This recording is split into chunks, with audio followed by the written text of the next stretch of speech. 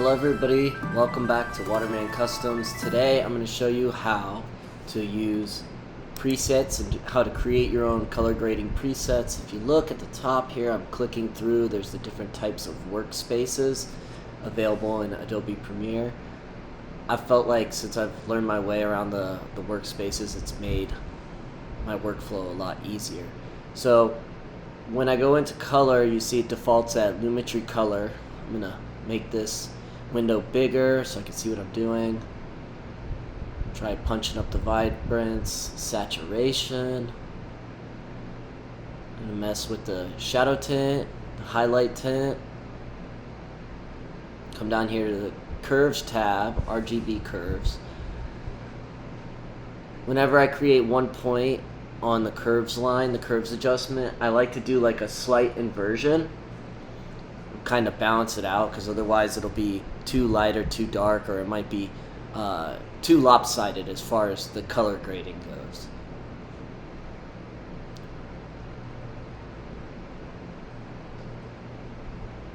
You can just kind of spend some time playing around in here with the curve setting. You can get a lot of really unique colors out of your image. The Hue Saturation Curves, I don't really play with that, but you know, if you have free time, feel free to explore. Okay, so midtones, I try to keep those towards warmer colors. And then shadows, I'm going to try and bring shadows down to a lighter color, like a blue, darker blue. Because shadow, dark, blue, darker.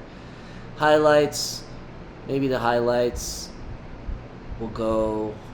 yeah, we'll keep it there at pink.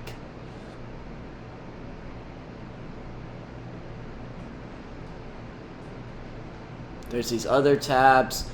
Just depending on how much time you have to mess with all of this, you can go in and you can mess with the sliders or the numbers and see what everything does. So I'm pulling the saturation here on the correction, but I'm not really seeing a difference. So I'm just going to go ahead and put it back to its default of 100. Also, there's Vignette. You can create a vignette super easy. Just drag it over here. There's other settings that you can mess with, the roundness, the feather, the midpoint. Okay, so now that I'm going to go ahead and make a blacks adjustment just to get the blacks a little darker. Make a white adjustment, just a small one. Shadows, drop the highlights a little bit.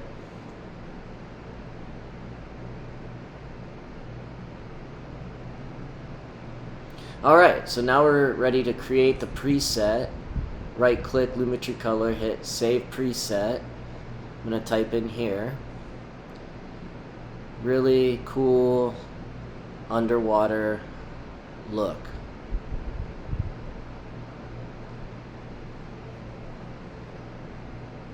Reminds me of a crystal ball with light passing through it. Now this effect might look really great on clips that are underwater, set at the same time of day, but you might put it on your other clips and it might not look good.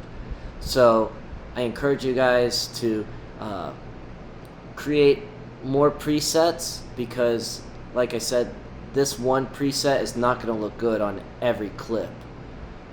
Okay, now if you need to find this preset, now if you see it kind of looks weird here, it's too dark, but it looks really good for some parts of that clip.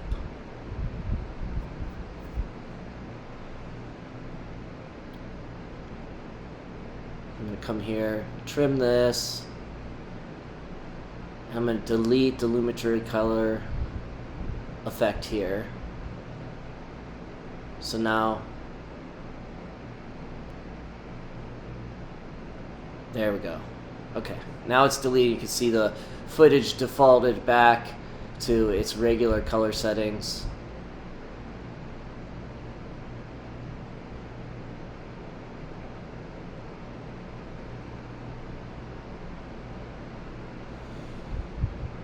Now if you go under your presets, you can see underwater saturation, WK preset, boom, and there you go. We just went ahead and copy and pasted that, and now you don't have to re-enter it anymore.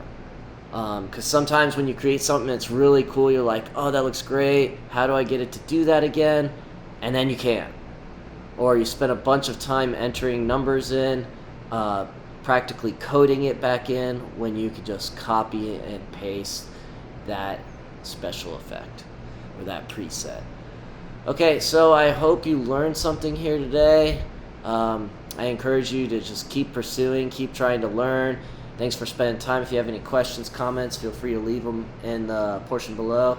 Take care and God bless.